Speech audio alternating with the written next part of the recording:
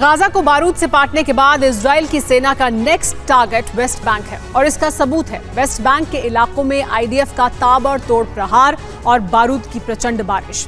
लेकिन इसी बीच ये खबर भी सामने आ रही है कि पूर्वी यरूशलेम के एक इलाके को हासिल करने के लिए नेतन्याहू ने पूरी ताकत झोंक दी है और जिस इलाके पर इजराइल कब्जा करना चाहता है उसे लेकर दशकों से विवाद जारी है। ऐसे में सवाल उठता है कि क्या वेस्ट बैंक में भी एक और गाजा बनाने की तैयारी हो रही है? आखिर क्या है नेतन्याहू का ऑपरेशन सिल्वान? देखिए इस रिपोर्ट में।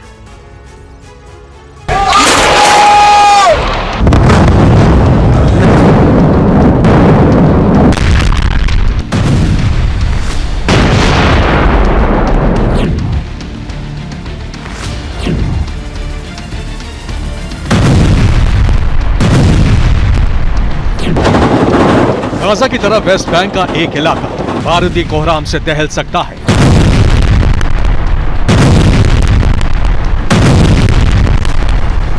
उस इलाके से फिलिस्तीनियों का विस्थापन हो सकता है और गाजा की तरह इजराइल का कब्जा पूर्वी यरूशलेम में पड़ने वाले उस इलाके में हो सकता है।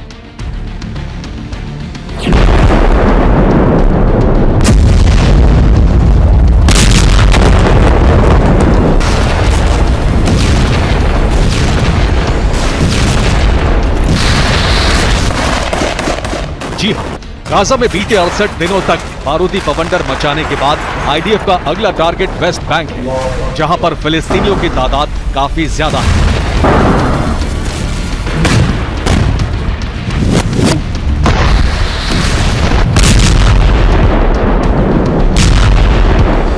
लिहाजा इसी कड़ी में आईडीएफ वेस्ट बैंक के तमाम इलाकों पर गोला बारूद बरसा रही है, प्रचंड प्रहार कर रही है।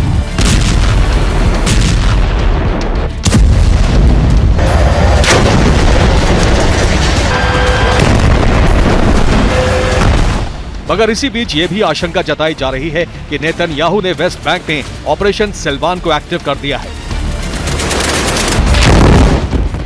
जानते हैं क्यों? ताकि सिल्वान इलाके से फिलिस्तीनी नागरिकों को हटाया जा सके।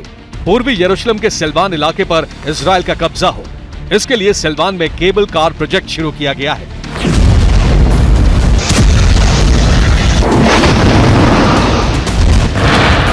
पूर्वी यरूशलेम का सिल्वान इलाका काफी अहम है, जो कि वेस्ट बैंक में पड़ता है।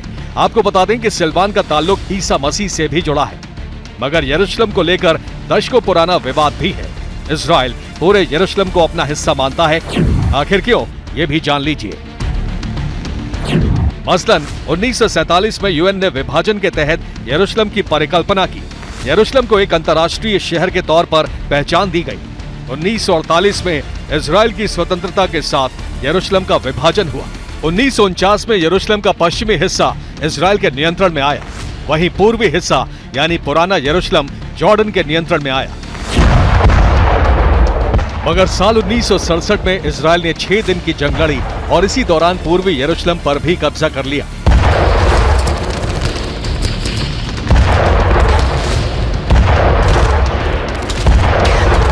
तब से वेस्ट बैंक का ये इलाका इजरायली नियंत्रण में है।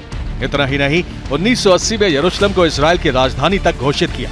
तभी से अरब वर्ल्ड के देश, खासतौर पर जॉर्डन, इजराइल की खिलाफत करता रहा है। अब सवाल यह है कि आखिर यरूशलेम को लेकर इजराइल इतना आक्रामक क्यों है?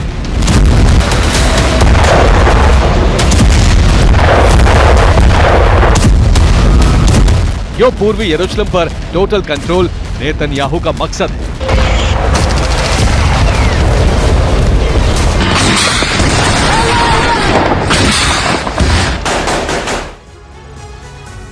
दरअसल पूर्वी यरूशलेम में पुराना शहर शामिल है, जो 3 प्रमुख धर्मों यानी यहूदी, ईसाई और इस्लाम धर्म के लिए काफी महत्वपूर्ण है।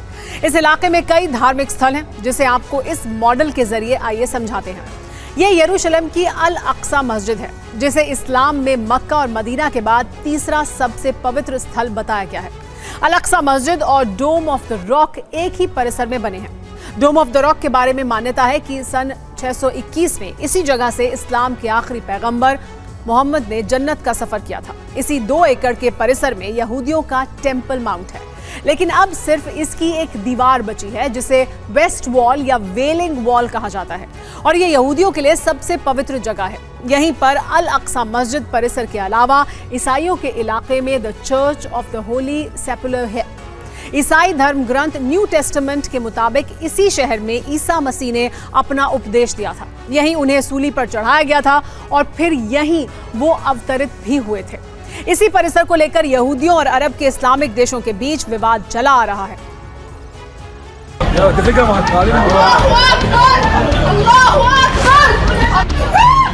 और पूर्वी यरूशलेम में जो मुस्लिम क्वार्टर पड़ता है वो सिल्वान इलाके में ही पड़ता है। यहाँ पर फिलिस्तीनी नागरिकों की आबादी काफी ज्यादा है।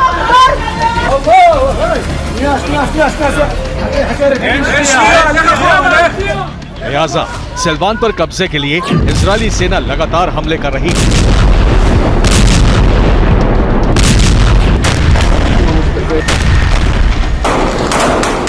सिल्वान को भी गाजा बनाने पर तुली ताकि हमलों के भय से फिलिस्तीनी आबादी को पलायन करने पर मजबूर किया जा सके, ठीक वैसे ही जैसे गाजा में हुआ।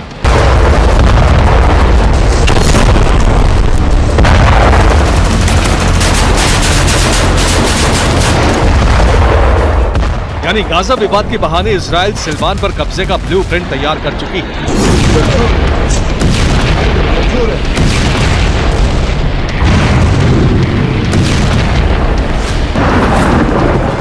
और इसी के तहत वेस्ट बैंक के तमाम इलाकों, खास तौर पर यरूशलेम से सटे इलाकों में भीषण बमबारी हो रही है।